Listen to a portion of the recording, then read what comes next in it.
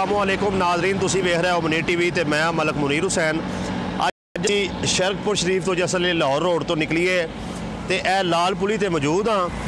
और सब तो पहले असी तुहानू यह दरख्त विखाना चाहांगे। एक सपैदे का दरख्त है और सड़क के किनारे पे, और तुसी वेख सकते हो कि यदा साया जिहड़ा है उन्हें सारे सड़क नू क्लीयर किया है। और इत्थों जिहड़ा बंदा जिसले गुजरता है एक ठंडा जिहा मिठा जिहा हवा का बुला इंसान नू पैंदा है, और इंसान शिद्दत के अंदर एक लहजे वास्ते बड़ा सुकून महसूस करता है।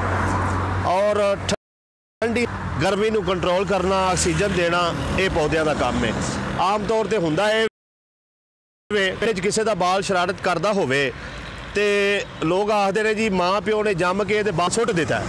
भाई माँ प्यो ने इस बच्चे नू पैदा तो किया है, लेकिन इनका ख्याल नहीं, बस कुछ इहो जिहा सलूक ही जिहड़ा इंतजामिया जिहड़े शरकपुर हाई स्कूल की नुक्कड़ तो लैके ते मंडिया वाले तक दोवां पासे सड़क के पौधे लगे ने उन्हां दे नाल कर रही है। भाई पौधे तो ला दिते गए ने, पहलों कुछ आंदे ने, इन्हां नूं पानी भी दिता गया होना है।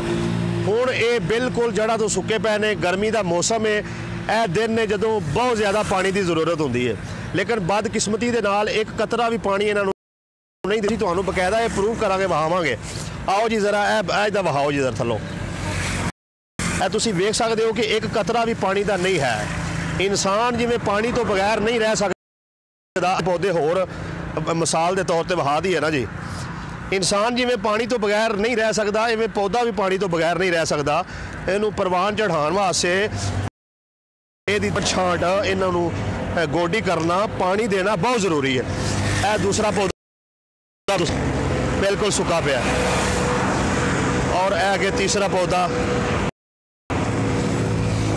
ये भी सुका पिया जी, अगे चौथा तो अगां तोड़ तक।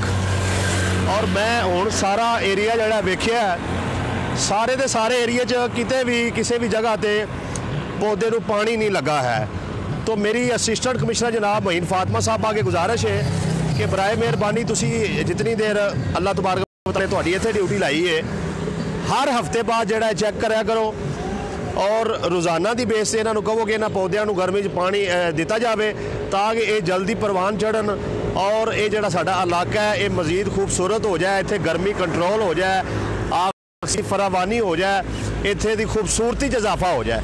ठीक हो गया जी जी।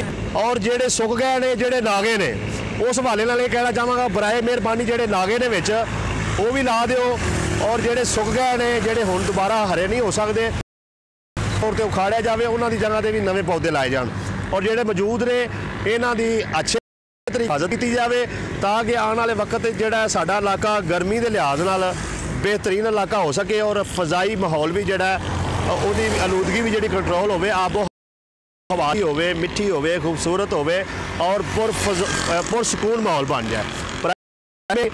इस हवाले अगर तुहाडे कोल भी कोई मशवरा मौजूद है तो कमेंट अपनी राय का इजहार करो, चैनल को सबसक्राइब और वीडियो को शेयर कर दो।